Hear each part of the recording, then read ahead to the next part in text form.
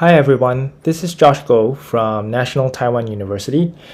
Having accurate memories should be of utmost importance to our brains because our memories determine whether we interact appropriately with the environment or not. Wrong memories lead to problematic behaviors and subsequent outcomes. In this talk, I will review what me and my colleagues have done in cultural differences in perceptual processing that I think inform us about how culture shapes memory. I will then briefly show some recent data on cultural differences in decision processing about probabilistic outcomes that we think reflect differences in the way outcome prediction is shaped by our cultural memories as well. Overall, I hope to make the point that all human memory is culture specific by virtue of what our brains are trying to encode with respect to its environment. It is important at this point to qualify that when I say cultural differences, I am referring specifically to differences between people with an East Asian versus Western background. This is by no means the only way to define culture, but it is at present one of the most practical definitions for experimental purposes. Western culture has been characterized as having high priority and value for the idea of independence and the individual. People from Western cultures have typically been observed to adopt an analytic cognitive strategy when approaching problems, specifically identifying objects, focusing on their features, discriminating objects as distinct from other objects. By contrast, East Asian cultures have been characterized as valuing interdependence and being a collective rather than an individual. East Asian culture is associated with holistic cognitive strategy engagement, which is associated itself with a focus on context and how objects are related to each other and their environment. Using this rubric, my colleagues and I made participants from Western and East Asian backgrounds, Americans versus Singaporean Chinese back then. We had subjects passively view visual stimuli consisting of central objects embedded in background contexts, as you see in this slide. Pictures were presented in quartets, with the objects sometimes repeating amidst changing background repeated with changing objects, both changing background and objects, or both repeating. This was an fMRI experiment, so using this repetition paradigm, we were able to identify brain areas showing repetition suppression or adaptation to repeated stimuli components. We tested young and older Westerners from the US and East Asians from Singapore and found that young adults from both culture groups showed clear object and background adaptation or repetition suppression responses in the occipital and parahippocampal areas with binding responses in the medial temporal areas. Critically, older Westerners also showed these visual processing demarcations, but not the older East Asians or Singaporeans. We were very puzzled, and we wondered really whether the older Singaporeans did not see the central objects presented. We found that hard to believe because, as you might recall, the pictures were very salient. The objects were very salient in the pictures.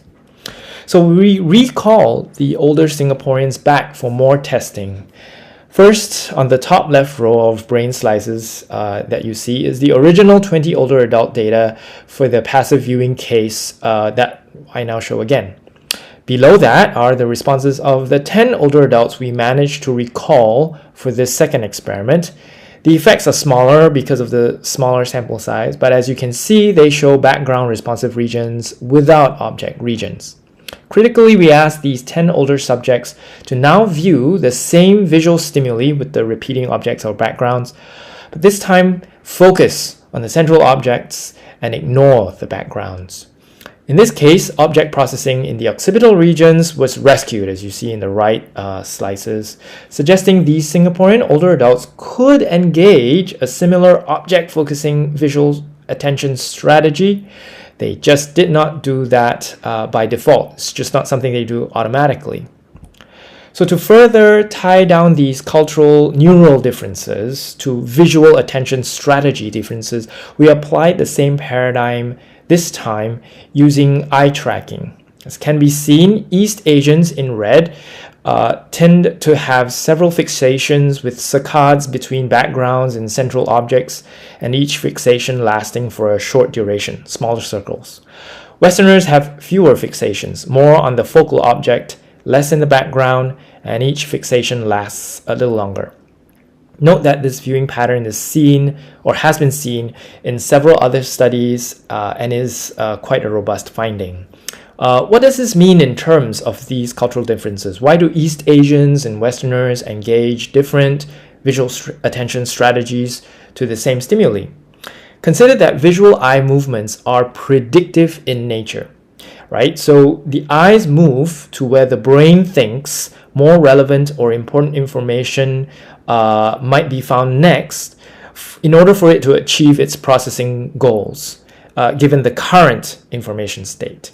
So consider also that what has led the brain to conclude which location to focus on in the visual scene must have come from its experiences embedded in its memory about what to do when encountering a given stimuli, and thus what probabilistically would be a good choice of action next. And in that case, choose the most probable one that would give you the most information. So this brings me to my more recent set of studies that we've been doing in our lab on how probabilistic outcomes are predicted in the brain and how these are different across cultures, which likely comes from culturally specific experiences or backgrounds that are embedded in their memories, in our memories. Suppose I presented you this stake in which you had a 90% chance to win $100 from me with a 10% chance you have to pay me $100. Would you accept such an offer? Mathematically, you should, and I think most people would do so with little issue. What about a 60% chance you win $10 with a 40% chance you have to pay me $10? Most people would still be okay with this, I think, but maybe some would note the difference, at least in your minds.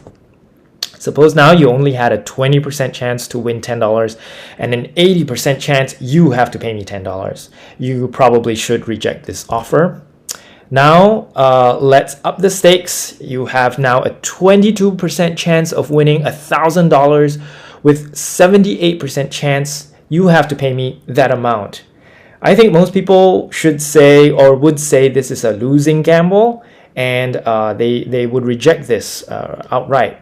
Mathematically, of course, you should reject this offer. Okay, but now you have a 46% chance of winning $1,000. You have a 54% chance that you have to pay me $1,000. Perhaps for some people, this is not such a clear decision now. Mathematically, again, it is a losing gamble, but at least some people should feel like they shouldn't reject this offer, at least not so fast, not so quickly.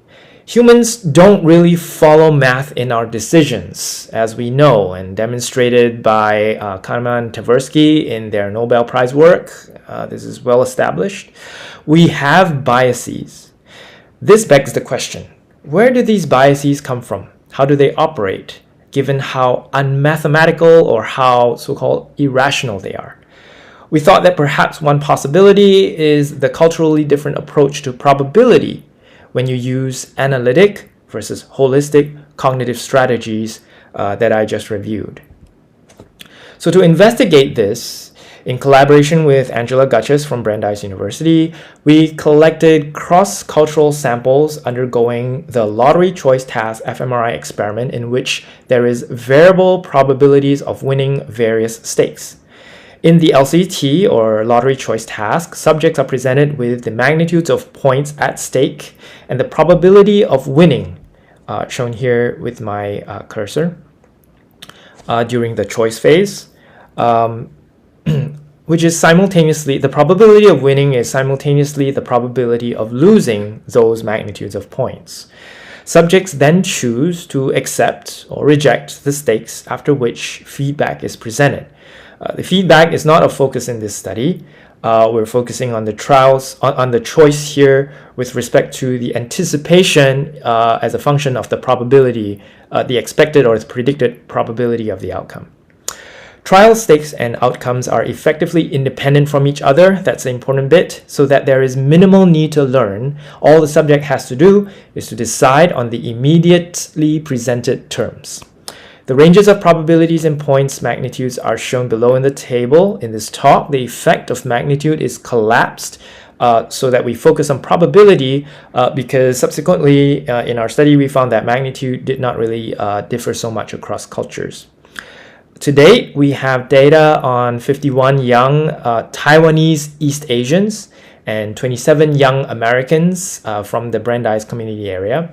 The unequal sample size was due to the COVID pandemic. I had to halt data collection halfway in the US at that time. But we did do matched sample, downsampling the Taiwan sample size, and also bootstrap sampling analysis. And across all these, the results remain consistent. So we think the unequal sample size is unlikely an issue in the effects that we saw.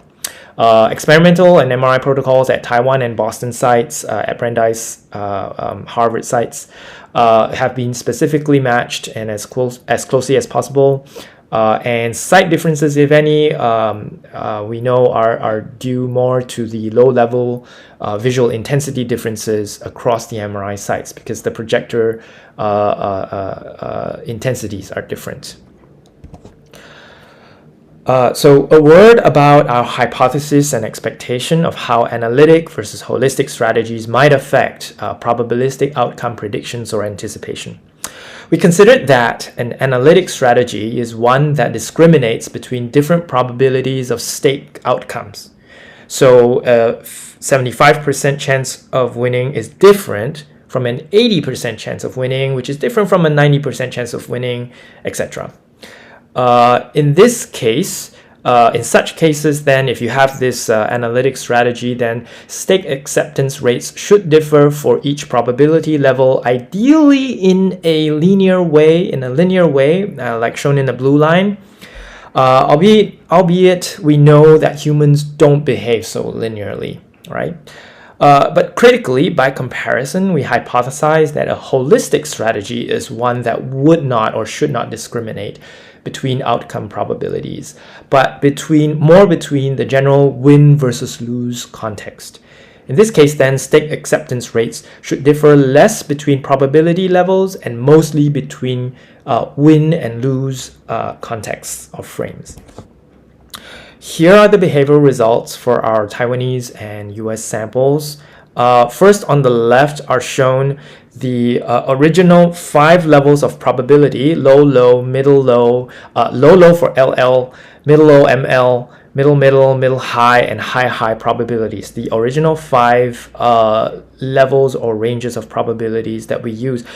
It is important to note that as far as subjects were concerned, probabilities were continuous, all right, as you can see from the ranges used. The discretization was just more for our ability to balance trials and also to visualize the behavioral results. So first, focusing on the left, as you can see, Taiwanese participants accepted more middle high and middle stakes, or stakes ranging from around 50 to 75% compared to US participants. Now then, we broke the probability levels to even finer levels, so across 10 levels of probability. So on the right, you can see P1 through to P10, which is just the same data, but just breaking it up into finer levels of probability. In this case, this makes the differences in discrimination across probability even clearer. So you can see that the Taiwanese have a less discriminative response, if I remind you, the red line here versus a more closer approach to a more linear response in the blue line, which are the US participants.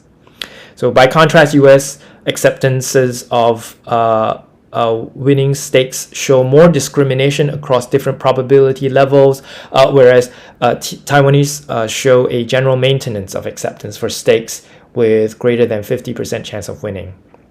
Note that losing stakes, however, stakes with less than 50% chance of winning, for those cases, both groups were largely equivalent, which might suggest something universal about loss aversion, because these are losing stakes.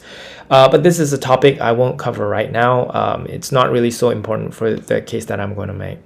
But at least for the context of gains, there is a clear cultural difference in behavioral decisions, which reflects differences in the anticipation of the probability of winning or reward despite the same stated information. Critically, we looked for which brain areas might be involved in such cultural differences in acceptance behavior of the middle, high, or around 75% win probability stakes. The key effect was identified in the ventral medial prefrontal cortex neural responses, as you can see. Here, Taiwanese showed less discriminative neural responses across probabilities compared to the US subjects. Specifically, the difference in neural activity between high and middle high probability, or around 90% and 75% chance of winning, was significantly less in Taiwanese relative to US participants. The VMPFC has been implicated in the representation of reward values of different states or different items. So I think this really reflects how the different cultures are representing the reward, anticipation of the reward differently in this brain area. I should also highlight that the LCT fMRI experiment, lottery choice experiment, the neural and behavioral responses has now been replicated in at least 3 independent samples in our lab, and the VMPFC response has also been linked to age differences in risk-taking as well. So this paradigm has been proving very productive as a way to really identify how different subjects or individual differences in the way subjects expect reward or anticipate reward. So in sum, Taiwanese or East Asian and Western US brains do not process the same explicit probability information in the same way, as also seen in their decision behaviors. This finding suggests that Taiwanese and US brains have different memory engrams of what a given stimuli cue would predict about future probabilistic outcomes or rewards. If objective value-based decisions can be defined by the equation for expected value, as you can see, which is the sum of the products of probabilities of utilities or magnitudes, then the brain and resulting behavior should follow the math. Our physiological processing of input sensations then should reflect an objective probabilistic reward as a function of the mathematical expected value. But our data shows that we have subjective biases. A lot of data shows this. Okay, we have subjective biases away from the mathematical response.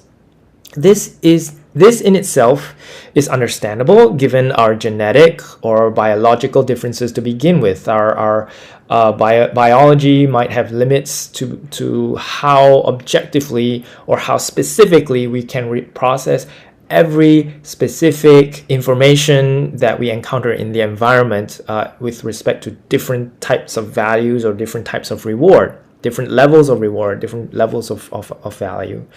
But our findings suggest that beyond the biological limitations or differences, there are subjective biases that might be associated with our cultural cognitive style. We think that such cultural biases in neural representations of probability for value-based decisions cannot come from propositional or ideal conceptualizations of probability itself. So this model shown in this slide is insufficient. Rather, in reality, the information that our brains receive and encode about probabilistic events is always bound to the local cultural context. So I add that here, that which includes approving or disapproving social signals of peers or historical records, textbooks, internet web pages telling us facts, educational instructional emphasis, etc. Things like that that we experience specifically in our culture, in our local experiences. That is always encoded with ground truth about physical events, probabilities, how things really work. We encode all of that together in one as one memory, as one episode. So even the actual probability of outcomes themselves might differ across cultures just because the culture reinforces a particular mode of approaching probabilistic events. So thus, not surprisingly perhaps, we can only remember culturally specific facts, and by default, we predict and select actions according to those memories. So those are our findings. I've reviewed past studies that we've done a while ago now, but again, our lab is now recently moving into applying these in more probabilistic prediction kinds of paradigms. And so these are just what we're seeing in how culture affects this aspect of processing. And we hope that this informs us also about how culture shapes memory. So I think I will end here. And I must acknowledge Chi-Chuan Chen, who is in the left circle here, and Junyi Li in the right circle. These were graduate students in my lab and research assistants who were very instrumental in conducting the cross-cultural work, along with Angela Gutches and Ross Mayer for the fantastic work that they have and are doing that enable this very difficult cross-cultural comparisons to be done. So this work is funded by the Taiwan Ministry of Science and Technology, the National Taiwan University Hospital, and also the National Institute on Aging in the US. Thank you, and I'm happy to take questions or discussions in the open part of this symposium.